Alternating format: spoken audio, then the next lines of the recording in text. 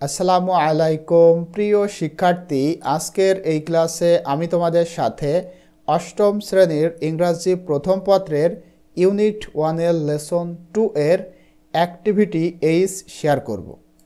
এখানে মূলত তোমাদের একটা প্যারাগ্রাফ লিখতে হবে। কি মানে কোন বিষয়ের উপরে লিখতে হবে দেখো, বলা হচ্ছে রাইট আ প্যারাগ্রাফ। একটা প্যারাগ্রাফ লিখো ডেসক্রাইবিং, বর্ণনা করে। সেটা হলো হাউ দ্য নকশি কাঁথা ইজ মেড, মানে নকশি কাঁথা কিভাবে তৈরি হয়, এটাকে বর্ণনা করে একটা প্যারাগ্রাফ লিখো। স্টার্ট লাইক দিস, এবং এইভাবে শুরু করো, তোমার লেখাটা এইভাবে শুরু করো। কিভাবে দেখো, ওল্ড অর নিউ ক্লথ, মানে পুরনো অথবা নতুন কাপড়, অ্যান্ড কালারফুল থ্রেড, এবং রঙিন সুতা আর নিডেড, এই জিনিসগুলো দরকার হয়।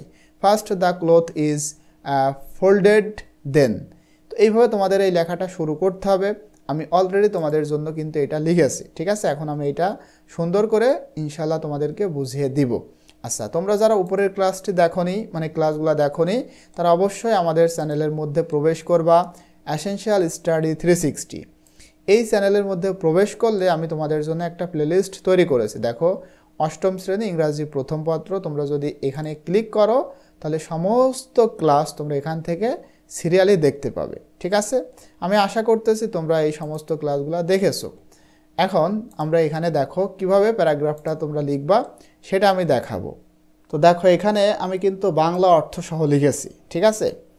শুরুতে তোমরা এভাবে লিখবা, ওল্ড অর নিউ ক্লথ, মানে পুরনো অথবা নতুন কাপড়, অ্যান্ড কালার্ড থ্রেড, এবং রঙিন সুতা আর নিডেড, এগুলা দরকার হয়। ফার্স্ট, প্রথমে দ্য ক্লথ ইজ ফোল্ডেড। আচ্ছা, ফোল্ডেড মানে ভাঁজ করা। প্রথমে এই যে কাপড় সেটা ভাঁজ করতে হয়। দেন তারপর ইট ইজ লেয়ার্ড। লেয়ার্ড বলতে স্তর, স্তর করতে হয়। টু মেক ইট থিক, মানে এটা পুরো করতে স্তর করতে হয়। আমি বাংলাটা লিখেছি, তোমরা এটা দেখলে আরও ভালো বুঝতে পারবা। আফটার দ্যাট, তারপর দ্য লেয়ার্স, এই যে মানে স্তরগুলা, আর স্টিচড, মানে সেলাই করা হয়। টুগেদার, একত্রে, উইথ ফাইন নিডল ওয়ার্ক, মানে সেলাইয়ের কাজ। উইথ ফাইন মানে সুন্দর সেলাইয়ের কাজের দ্বারা, বা সুন্দর সেলাইয়ের কাজ দিয়ে একসাথে এগুলা মানে সেলাই করতে হয়। বিউটিফুল প্যাটার্নস, সুন্দর প্যাটার্ন বা নকশা, অ্যান্ড ডিজাইনস, এবং এই ডিজাইন মানেও কিন্তু নকশা। সুন্দর প্যাটার্ন এবং ডিজাইন আর এমব্রয়ডার্ড, এগুলা মানে এমব্রয়ডার করা হয়। অন দ্য কুইল্ট, এই ল্যাপের বা কাঁথার ওপরে। রুরাল উইম্যান, গ্রাম্য মহিলারা, ইউজ দেওয়ার ক্রিয়েটিভিটি, তাদের যে সৃজনশীলতা সেটা ব্যবহার করে।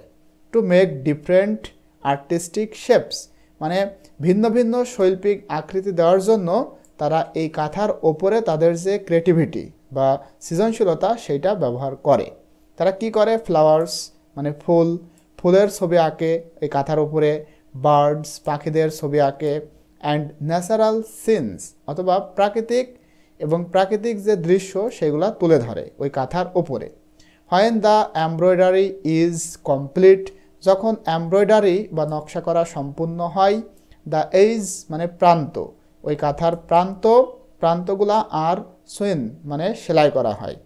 Cannot, to give it a finished look, একেবারে শেষ দেখাতে, মানে কাজটা যে শেষ হয়েছে সেটা দেখানোর জন্য। ফাইনালি, অবশেষে, it is ready for use or sale, তারপরে অবশেষে এটা প্রস্তুত ফর ইউজ, ব্যবহার করার জন্য, অর সেল অথবা বিক্রয় করার জন্য। তো এটার বাংলা দেখো আমি এখানে লিখেছি, তোমরা কিন্তু এই বাংলাটা একটু দেখতে পারো, ঠিক আছে। দেখো, এই যে এখানে রয়েছে বাংলাটা, এটা হচ্ছে ওইখানকার বাংলা, ঠিক আছে। আশা করি তোমরা এটা দেখে খুবই উপকৃত হতে পারবে। তো আজকের এই ক্লাসের মাধ্যমে কিন্তু আমরা লেসন 2 কমপ্লিট করলাম। তো ইনশাল্লাহ পরবর্তীতে আমি তোমাদের সাথে লেসন 3 অর্থাৎ আওয়ার এথনিক ফ্রেন্ডস এটা নিয়ে আলোচনা করব। টিল দেন, আল্লাহ হাফেজ।